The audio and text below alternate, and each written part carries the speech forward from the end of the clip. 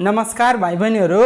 आज म कक्षा 9 को नेपाली विषय अन्तर्गत रहेको पाठ 4 को म को हुँ शीर्षकको निबन्ध लिएर उपस्थित भएको छु।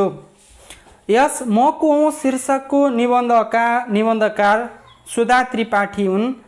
उनको जन्म विक्रम सम्वत 2015 जेठ 28 गते दोलखामा भएको थियो। उनलाई निबन्धकार, समालोचक, नाटककार, कवि तथा कथाकारका रूपमा चिन्ने गरिन्छ।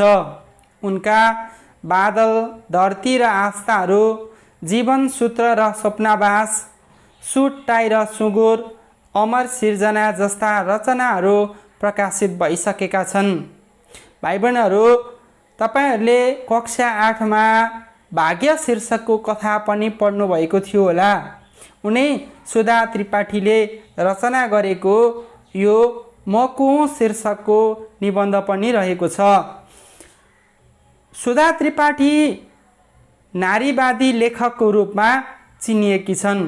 उनले देशप्रेम भएका निबन्धहरूको रचना गर्ने भएका कारण उनलाई देशप्रेमी निबन्धकारको रूपमा पनि चिन्ने गरिन्छ। उनका निबन्धहरूमा प्रगतिवादी चेतनाको उद्घोष गर्ने विषयवस्तु रहने हुनाले उनलाई प्रगतिवादी निबन्धकारको रूपमा चिन्ने गरिन्छ। समाजमा भएका विकृति विसङ्गति प्रति व्यङ्ग्य गर्ने उनका भावहरू, उनका रचनाहरू भएको हुनाले उनलाई व्यङ्ग्यवादी निबन्धकारको रूपमा पनि चिन्ने गरिन्छ। उनले हाम्रै समाजका सामाजिक, राजनैतिक, पारिवारिक विसङ्गति, विकृति तथा मानवीय कमजोरीहरूलाई आफ्ना निबन्धहरूमा स्थान दिएकी छन्। उनले धेरैजसो रचनाहरू आत्मपरक शैलीमा निर्माण गर्ने गरेकी छन्। निबन्धहरू आत्मपरक र वस्तुपरक गरी दुई शैलीका हुने गर्छन्, जसमा उनले विशेष गरी आत्मशैली झल्किने किसिमका निबन्धहरू रचना गर्ने गरेकी छन्। उनले यो म को हुँ भन्ने शीर्षकको निबन्ध आत्मपरक शैली अँगालेर रचना गरेकी छन्। उनले आफूलाई साहित्यकारको रूपमा चिनाउन म को हुँ शीर्षक दिएर पाठकहरूलाई नै जसले निबन्धको पठन गर्दछ उहाँहरूलाई नै यो म को हुँ भनेर चिनारी दिनका लागि म को हुँ भन्ने शीर्षक राखेर निबन्ध रचना गरेकी छन्।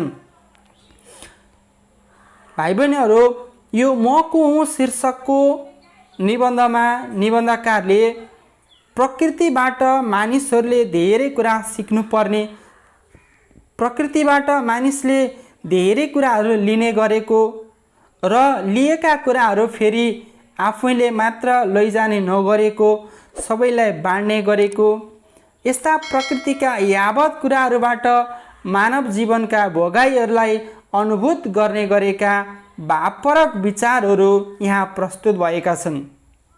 उनले फुलहरूलाई आँखा र मनले स्पर्श गर्दै फुलबाट जीवन क्षणिक भएको अनुभूति चोर्ने गरेकी छन्। जसरी जीवन क्षणिक रहन्छ, त्यसै गरी जसरी फुल क्षणिक रहन्छ, जीवन त्यस्तै क्षणिक हुन्छ भन्ने भाव उनले फुलहरूबाट चोर्ने गरेको कुरा यहाँ खुलासा गरेकी छन्। जसरी आकाशमा बादल लागेर आकाश गडाङ गुडुङ गर्छ, रिसाउँछ, त्यस्ता रिसाएर गडाङ गुडुङ गरेर पानी बर्सन्छ र नयाँ सिर्जना हुने गर्छ। त्यस्तै मानवमा पनि विभिन्न अनुभूतिहरूमा रिस पनि आवश्यक हुन्छ। रिसले मानिसलाई नयाँ सिर्जनामा लाग्न पनि प्रेरणा दिन सक्छ भन्ने ठम्याइ निबन्धकारको रहेको छ। उनले पहाडबाट कहिल्यै पनि नथाक्ने र नगल्ने धैर्य र प्रतीक्षाको भाव चोर्ने गरेकी छन्। जसरी पहाड स्थिर भएर रहिरहन्छ, एक ठाउँमा निरन्तर बसिरहन्छ, त्यस्तै गरी उनले धैर्यता र प्रतीक्षाको भाव चोर्ने गरेको यहाँ प्रस्तुत गरेकी छन्।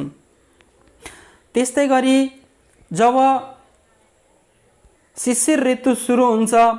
शिशिर ऋतुमा रुखमा भएका पातहरू झरेर झिङ्रिङ्ग खडिएका रुखहरू मात्र देखा पर्दछन् र केही समय पछाडि त्यसमा नयाँ पालुवाहरू पलाएर आउँछन्। उनले जीवनलाई पनि यसरी नै दुःख र सुखको सङ्गम ठान्दै नयाँ जीवनको अनुभूत गर्ने क्षणिकता त्यहाँबाट चोरेकी छन्। त्यस्तै गरी सल्लाहका सुसाइहरूबाट जीवनमा हुने छटपटी र निश्वासका भावहरू चोर्ने गरेकी छन्। नदी नालाका एकहोरो छङछङ आवाजबाट सङ्गीत सिर्जना गर्ने भाव उनले चोरेकी छन्। पशुहरू हिंस्रक हुन्छन्। जीवन जिउने क्रममा हिंस्रक बन्न पनि सिक्नुपर्छ भन्ने हिंस्रकताको भाव उनले पशुहरूबाट चोरेकी छन्। चराचुरुङ्गीहरू स्वतन्त्र भएर आकाशमा आफ्नो चिरबिर चिरबिर आवाजका साथ उडिरहन्छन्। उनीहरूको यो स्वतन्त्रताबाट उनले जीवनमा आवश्यक पर्ने उन्मुक्तताको भाव चोरेकी छन्। प्रकृति जब वसन्त ऋतुको प्रारम्भ भए सँगसँगै हराभरा भएर आउँछ, जताततै हरियाली देख्न सकिन्छ। त्यसै गरी यो हराभरा हरियाली प्रकृतिबाट उनले जीवनमा जोस जागर र उत्साहको भाव चोर्ने गरेको प्रकट यहाँ गरेकी छन्। त्यस्तै सन्तान वियोगको पीडा आमाले कसरी खप्नुपर्छ, आमाले संसारलाई कसरी हेर्छिन्, छोराछोरीहरूले गल्ती गर्दा कसरी छोराछोरीहरूलाई माफी दिने किसिमको भाव आमामा हुन्छ, त्यही आमाको भाव पनि उनले आफ्नै आमाबाट चोरेकी छन्। संसारमा बाँच्नका लागि विभिन्न सामाजिक प्रपञ्चहरूसँग कसरी जुधेर बाँच्नुपर्छ, परिवारको जीवन निर्वाहका निम्ति कसरी समाजसँग सङ्घर्ष गर्नुपर्छ, जुझ्नुपर्छ भन्ने सामाजिक प्रपञ्चको भाव उनले आफ्नै पिताबाट चोरेको खुलासा यहाँ गरेकी छन्। त्यस्तै उनले पति पत्नीका भावहरू, दाजु भाउजू हुनुको भाव पनि यसै प्रकृतिका विभिन्न क्रियाकलापहरूबाट चोर्ने गरेकी छन्। अझ बालबालिकाहरूबाट उनले निश्चल, निष्कपट र पवित्र भाव चोरेकी छन्। जसरी बालबालिकाहरू निश्चल हुन्छन्, छलकपट गर्न जान्दैनन्, त्यस्तै निश्चल र छलकपट रहित भावहरू उनले चोर्ने गरेकी छन्। उनले चराहरूको चिरबिर चिरबिर आवाजबाट जीवनको एउटा शैली चोरेकी छन्। फुलको सौन्दर्यबाट सिर्जना गर्ने, रचना गर्ने, नयाँ नयाँ कुराहरूको निर्माण गर्ने शिल्प चोरेकी छन्। उनले यसरी प्रकृतिबाट चोरेका यावत कुराहरू हामी जो कोही सबैले पनि चोरिरहेका हुन्छौँ। प्रकृति र मानवको बीचमा एउटा अन्योन्याश्रित सम्बन्ध रहन्छ। प्रकृतिबाट यस्ता थुप्रै भावहरूसँग मानिस आत्मीय रूपमा रहेको हुन्छ भन्ने कुरा उनले यस निबन्धमा प्रस्तुत गरेकी छन्। त्यसैले प्रकृतिबाट यस्ता अनेकौँ भावहरू चोरेको कुरा बताउनका लागि उनले यहाँ शीर्षक नै म को हुँ राखेर निबन्धको रचना गरेकी छन्।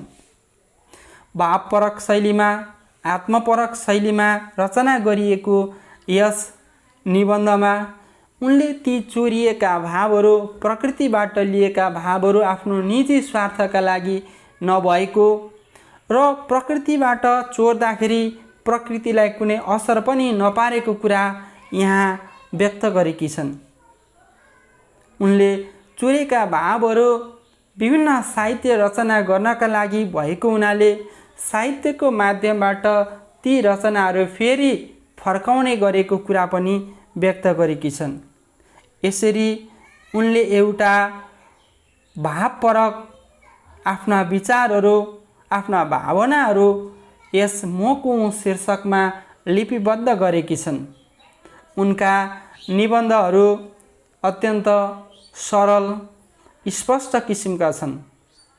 उनका निबन्धहरूमा स्वच्छन्दता छल्कन्छ। उनका निबन्धहरू स्वच्छन्दतावादी किसिमका छन्। प्रकृतिलाई विषयवस्तु बनाएर लेखिएका उनका थुप्रै निबन्धहरू रहेका छन्।